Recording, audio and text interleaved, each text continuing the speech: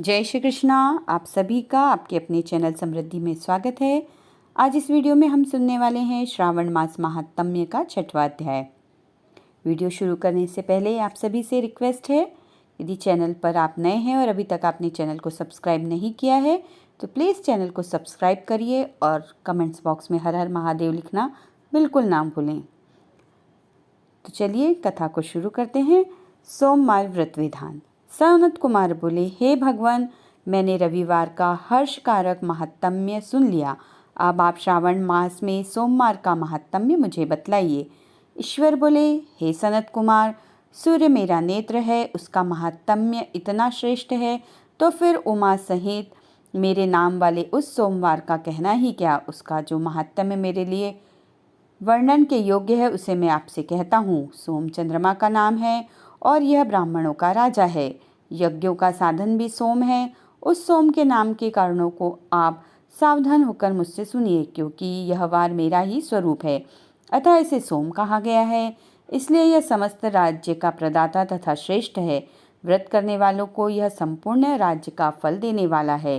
हे विप्र, उसकी विधि सुनिए। मैं आपको विस्तार पूर्वक बता रहा हूँ। 12 महीनों में सोमवार अत्यंत श्रेष्ठ है। उन मासों में यदि सोमवार व्रत करने में असमर्थ हो तो श्रावण मास में इसे अवश्य करना चाहिए। इस मास में इस व्रत को करके मनुष्य वर्ष भर के लिए व्रत का फल प्राप्त करता है। श्रावण में शुक्ल पक्ष के प्रथम सोमवार को यह संकल्प करें कि मैं विधिवत इस व्रत को करूँगा या करूँगी। शिव जी मुझ पर प्रसन्न हो। इस प्रकार चारों सोमवार के दिन, और यदि 5 हो जाए तो उसमें भी प्रातःकाल यह संकल्प करें और रात्रि में शिव जी का पूजन करें।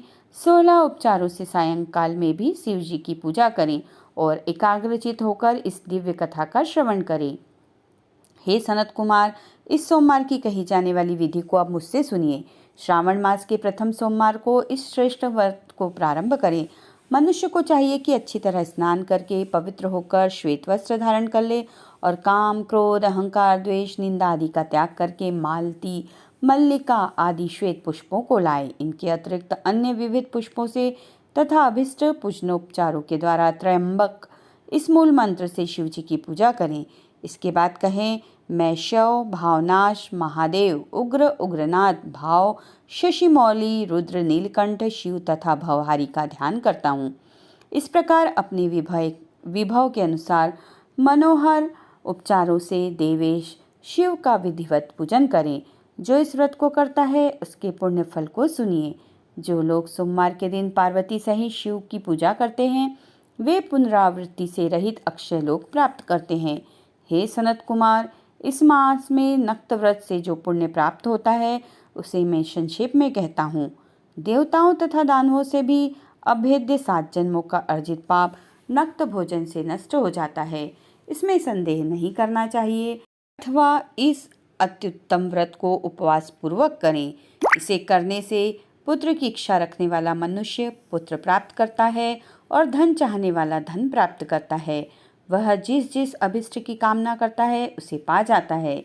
इस लोक में दीर्घकालिक वांछित सुखों भोगों को भोग कर अंत में श्रेष्ठ विमान पर आरूढ़ होकर वह इंद्रलोक में प्रतिष्ठा प्राप्त करता है। चित्त चंचल है, धन चंचल है और जीवन भी चंचल है, ऐसा समझकर प्रयत्नपूर्वक व्रत का उद्यापन करना चाहिए। चांदी के वृषभ पर विराजमान सुवर्ण निर्मित शिव तथा पार्वती जी की प्रतिमा अपने सामर्थ्य के अनुसार बनानी चाहिए।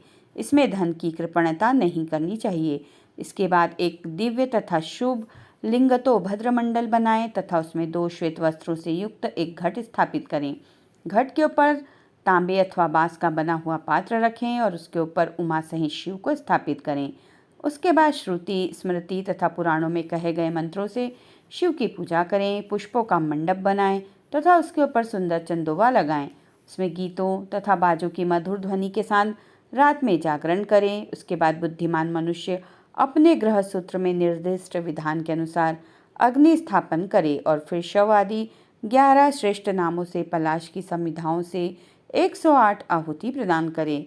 यव, व्रीहि, तिल आदि की आहुति आप्यायस इस मंत्र से दे और बिल्वपत्रों की आहुति त्र्यंबक अथवा षडक्षर मंत्र ओम नमः शिवाय से प्रदान करें।